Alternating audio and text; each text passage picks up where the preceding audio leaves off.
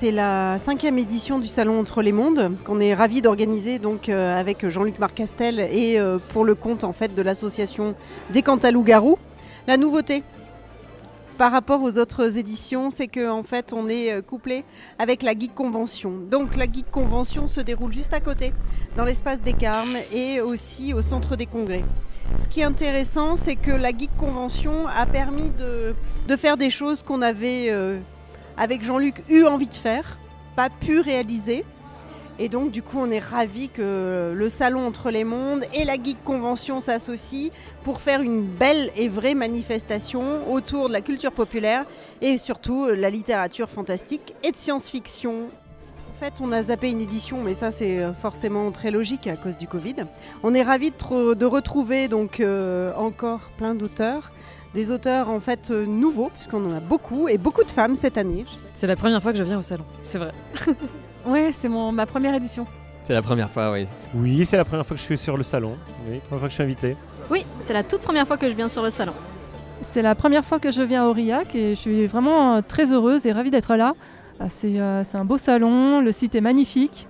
Donc voilà, merci de m'avoir invité. Oui, c'est tout à fait ma première fois à Aurillac, oui, en effet.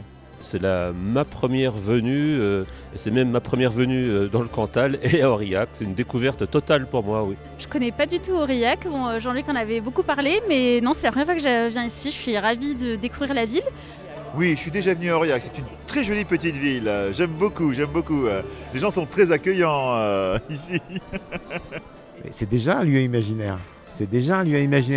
Il y a déjà un grand mage qui règne sur la ville. Un certain Jean-Luc Marcastel, vous avez peut-être déjà entendu parler de lui. Et je crois qu'il a apporté avec lui toute la magie nécessaire. Et donc du coup, on a déjà un monde imaginaire. C'est celui de Louis le Gallou et de toutes les histoires qu'il peut raconter. Donc je crois que cet univers-là se suffit à lui-même. Rencontre entre les mondes, c'est bien trouvé. Parce que comme c'est cerné par la nature, en fait, ça pourrait très bien être un passage vers la Brocéliande, ou le monde des fées, ou le monde des trolls. C'est un pays imaginaire en lui-même, hein, le Cantal. Cantal que je connais bien pour l'avoir un petit peu arpenté à pied. Oui, ça pourrait être un morceau de la comté de Tolkien. On y mange bien, on y boit bien, il y a des forêts, les montagnes qu'il faut. Oui, un petit bout de comté de Tolkien. Toujours pour donc, cette 5e édition, bien sûr, des conférences et des tables rondes, notamment autour de la femme en science-fiction, de la littérature toujours autant, des tables rondes diverses et variées. Donc il ne faut pas hésiter à venir nombreux, c'est toujours très intéressant. Et ensuite, un dernier petit mot en fait, sur nos exposants, donc, qui sont juste à côté. Venus encore plus nombreux, divers, variés, avec des tas de bons auteurs. Et on est ravis de les recevoir aussi en fait, dans le cadre du Salon Entre les Mondes. C'est Kim Stanley Robinson qui disait que la science-fiction, c'était le genre qui parlait le mieux de notre présent, parce que sur le présent pèse l'ombre du futur. Et je crois que voilà, en 2022, cette réplique-là, elle est vraiment très juste et appropriée. Je trouve que c'est ce qui est bien avec l'imaginaire, c'est que ça nous permet d'aborder des thèmes d'actualité qu'on ne peut pas forcément faire en contemporain, ou en tout cas on y vient de manière beaucoup moins frontale. Et je vois l'imaginaire un peu comme une fenêtre dans laquelle on peut explorer des nouveaux mondes.